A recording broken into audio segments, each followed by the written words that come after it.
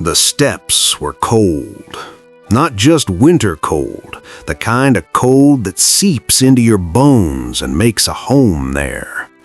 Mara had been sitting on them for 17 days. 17 mornings watching the sun climb over Red Hollow. 17 nights curled against the general store wall, trying to disappear into herself for warmth. She was 6 years old, so small that when the wind picked up, folks said she looked like a dandelion seed, one good gust away from scattering into nothing. Her dress had been yellow once, her mama's favorite color. Now it was the color of dust and too many days, hanging loose on shoulders that seemed to shrink a little more each morning. Red Hollow wasn't a cruel town, not deliberately. It was just practical. Frontier towns had to be. Every morning, the same people passed her. The baker, Mr. Hewitt, flowers still dusting his hands from the pre-dawn baking. He'd glance her way, then at his shoes. Mrs. Patterson, clutching her shawl tight, whispering to her husband, someone should do something, but someone was never her. The ranch hands moving quickly with their collars up, pretending not to see the small shape on the steps. Some left bread when no one was watching, a biscuit tucked beside her while she slept, an apple rolled close enough to reach. Acts of conscience that required no commitment. Most left nothing at all. They told themselves stories, comfortable stories. Her father would come back. He was probably just delayed. This wasn't their problem to solve. Someone else would help her. Someone always did, didn't they? My mom said this story won't go viral because it's too emotional. She said people don't have the patience for real stories anymore. If you're still here, if you want to prove her wrong, just hit that like button. Let's show her that good stories still matter. Mara believed her papa was coming back with a faith that could move mountains. He'd kissed her forehead on that last morning, his rough hands gentle on her cheeks. "You wait right here, little bird. I'll be back before you know it. Gonna find work, gonna get us a real home." So she waited. She watched every rider coming down that dusty road like they might be him. Every set of hoofbeats made her heart jump. Every shadow in the distance pulled her to her feet. "Papa?" she'd whisper to strangers who weren't him. They'd look away. She'd sit back down. The waiting became its own kind of faith, stubborn, unshakable, the kind only a child's heart can hold without breaking. The 17th morning came cold and gray. Winter was closing in fast. You could smell it, that sharp, metallic scent of coming snow. Then he rode in. Eli Carter wasn't looking to be anyone's savior. He was just a drifter with $3 in his pocket and a tiredness that went deeper than his bones. He'd been riding for weeks, working when he could, moving on before people started asking the questions drifters don't answer. He was thinking about coffee, about a warm meal, about finding a stable for his horse and maybe a soft piece of ground for himself. Then he saw her. His horse slowed without him meaning to, like the animal felt something shift in the air. She was so still. That's what got him. Not the thinness, though Lord knows that was bad enough. Not the bare feet or the dress that couldn't fight off a spring breeze, let alone winter. It was the stillness, like she'd learned to take up as little space as possible in a world that didn't want to make room for her. If you've ever felt invisible, if you've ever been overlooked, drop a blue heart in the comments. This one's for you. And if you're new to Western Story Vault, subscribe, because we tell stories about people who refuse to walk past. Eli dismounted. His boots hit the dirt with a sound that made her flinch. "You all right there, miss?" Mara looked up. Her eyes were too old for her face. That's what struck him. Eyes that had already learned things no 6-year-old should know.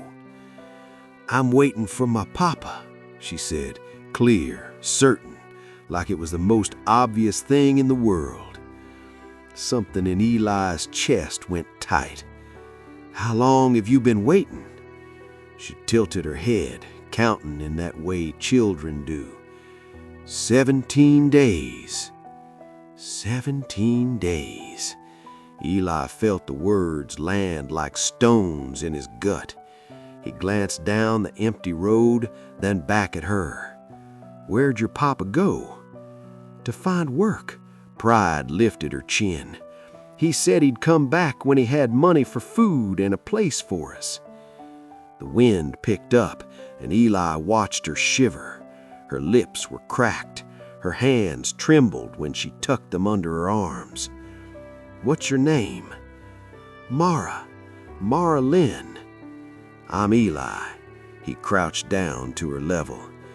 "And when's the last time you ate, Mara?" She had to think about it. That alone told him everything. "Yesterday," she said, then quieter. "I think." Eli made a decision, the kind that changes everything, though he didn't know it yet.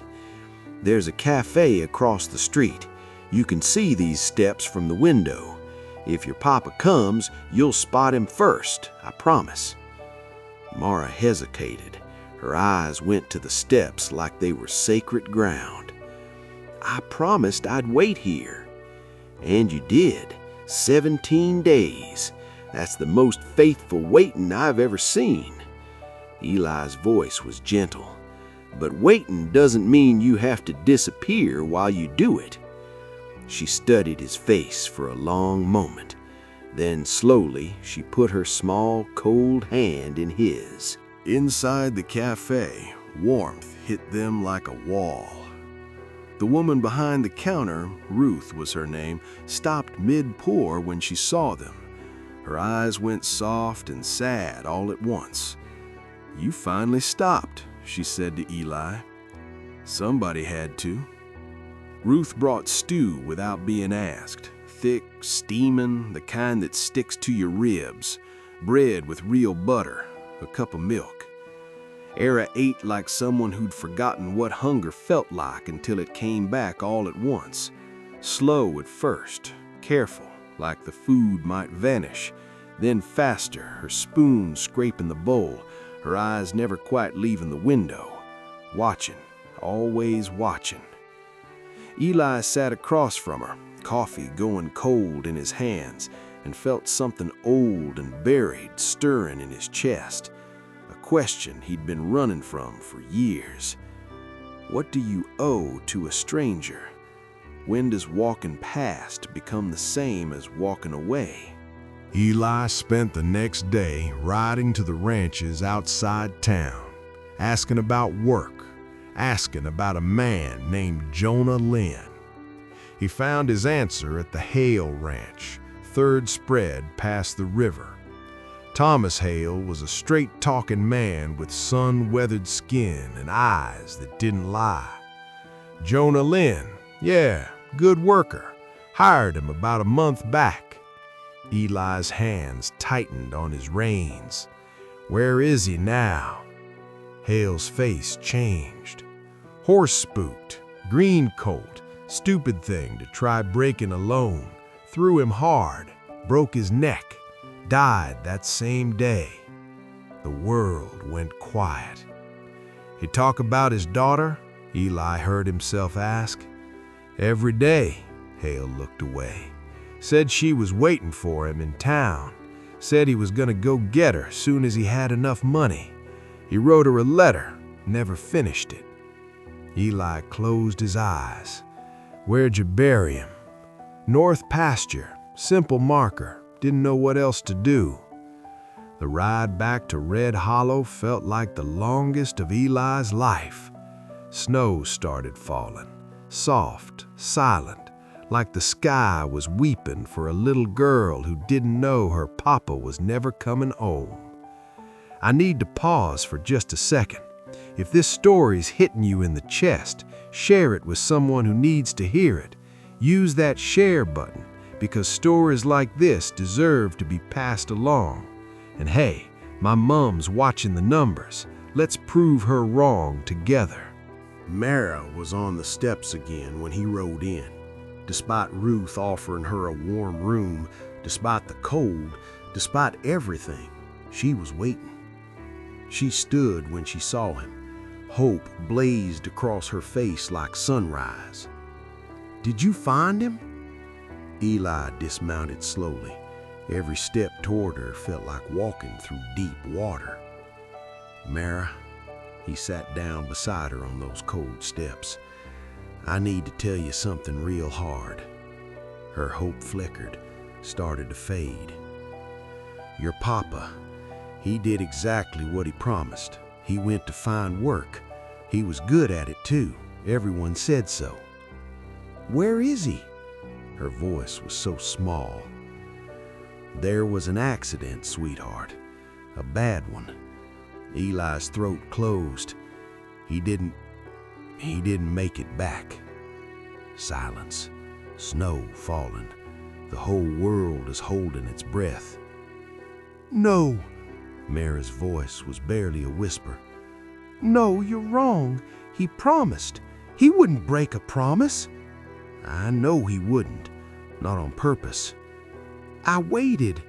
Her voice cracked. "I waited every day, every morning, every night. I didn't leave.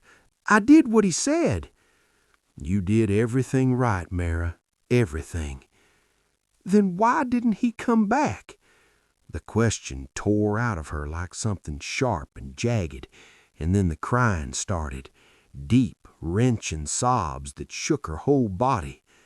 Eli pulled her close and let her break apart in his arms, while the town moved around them like nothing had happened, because for them, nothing had. "What happens to me now?" Mara asked it the next morning, her eyes red and swollen, her voice scraped raw. Eli spent the whole night awake, wrestling with that same question.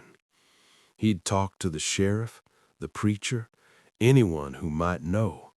The answers were all the same. No family, no money, no place that wanted her. "There's an orphanage east of here," someone said. 3 days' ride."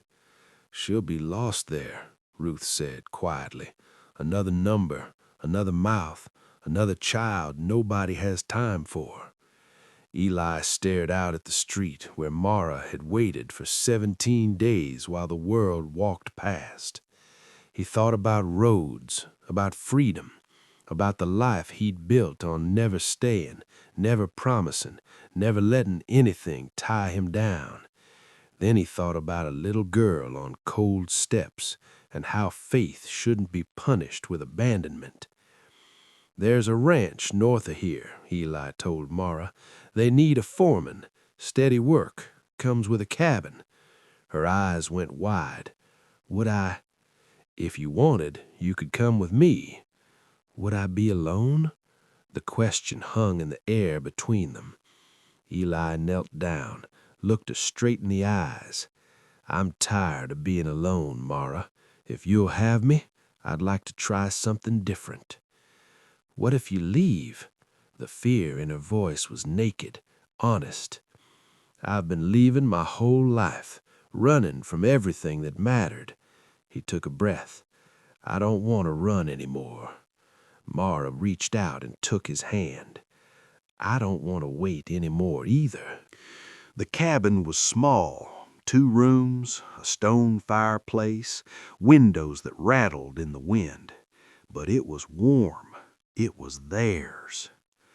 Mara stood in the doorway that first day, not quite believing it was real. "This is home?" she asked. if you want it to be." She walked through slowly, touching everything like it might disappear. The table, the chairs, the small bed Eli had set up in the back room. "Mine," she whispered. "Yours." That night she woke up screaming. Eli was there before her eyes even opened, kneeling beside the bed. "I'm here. You're safe." "Don't leave," she sobbed, clutching his shirt. "Please don't leave." "I'm not going anywhere." He stayed until she fell back asleep, and in the darkness of that small cabin, Eli made a promise to himself.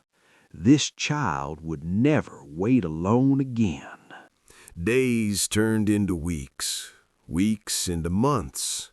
Mara learned the rhythm of the ranch, the early mornings, the smell of hay and leather, the sound of horses nickering at dawn. She learned how to hold a brush, how to talk soft to skittish coats, how to mend a fence and crack eggs without getting shale in the pan. She laughed again. The first time Eli heard it, a real laugh, surprised and bright. He stopped dead in his tracks. He'd forgotten what joy sounded like. She went to school, made a friend named Clara, who shared her lunch and her secrets. She brought home papers covered in careful letters and clumsy drawings.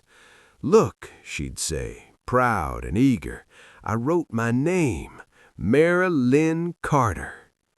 Carter. She had added it herself, penciled it in before he'd even asked. But not everyone was happy about their arrangement. Real quick, if you believe that family isn't just blood, if you believe it's the people who show up, comment family below. I want to see how many of us get it. And if you haven't subscribed yet, what are you waiting for? We've got dozens more stories like this in the Western Story Vault. Curtis Lynn showed up on a cold afternoon, his face hard, his intentions clear. "I'm her uncle," he said. "Blood. She belongs with family." Eli stepped between Curtis and the door. "Where were you when she was starving on those steps?" "That's not my—" "Where were you?" Curtis's jaw worked. "I got papers coming, legal claim." "So do I," Eli said quietly. "And I've got something else. I've got her choice." Mara appeared in the doorway then, small but steady. "I choose Eli," she said, clear as a bell. Curtis left angry, but he left. Spring came, and with it papers. Official ones, legal ones, the kind that made everything real.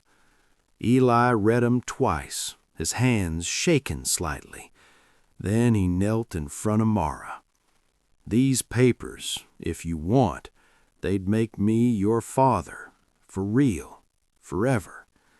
Mara didn't hesitate. "I already thought you were." She hugged him fierce and tight, and Eli felt something in him finally settle into place. Something he'd been searching for his whole life without knowing what it was. Home. Not a place, a person. That night, as Mara slept peacefully in her room, Eli sat by the fire. For the first time in 20 years, he wasn't thinking about leaving. He was thinking about tomorrow, about teaching Mara to ride better, about her school play next month, about ordinary, beautiful, everyday things. Years passed the way good years do, quietly, steadily, full of small moments that become your whole life. Mara grew tall and strong. She learned to ride like she was born in a saddle. She read every book she could find. She talked about becoming a teacher, about helping other kids who felt invisible. One autumn afternoon, they rode through town together. Mara stopped her horse in front of the general store, got down. I walked to those steps. She stood there for a long moment, her hand on the worn wood. "I used to think this was my whole world," she said. "Just these steps and waiting." Eli stayed quiet, letting her have the moment. "Now I know it was just where my real life started." She turned to him, and her smile was whole and healed. "Thank you for stopping. Thank you for giving me a reason to." They say it takes a village to raise a child, but sometimes it just takes one person who decides that walking past isn't good enough anymore. One person who stops, who asks a question, who stays. Eli Carter lived a full life. She became a teacher just like she planned. She helped kids who felt invisible, who waited on cold steps of their own. And she told her story again and again, not because it was extraordinary, but because it was ordinary. Because every day people walk past. Every day someone is waiting. Every day we make a choice. See or don't see. Stop or keep walking. Stay or run. And sometimes, not always, but sometimes, that choice changes everything. So here's the thing. My mom didn't think this video would go viral. She said people are too busy scrolling to care about a 17-minute story. If you made it this far, you just proved her wrong. Hit that subscribe button and ring the bell for Western Story Vault, because we're here telling the stories that matter, the ones about ordinary people doing extraordinary things. Drop a comment telling me what this story meant to you. I read every single one. And if you know someone who needs to hear about Mara and Eli, share this video. Sometimes the right story finds the right person at exactly the right time. Until next time, friends, keep your eyes open. You never know when you might be someone's Eli Carter. You never know when stopping might change everything.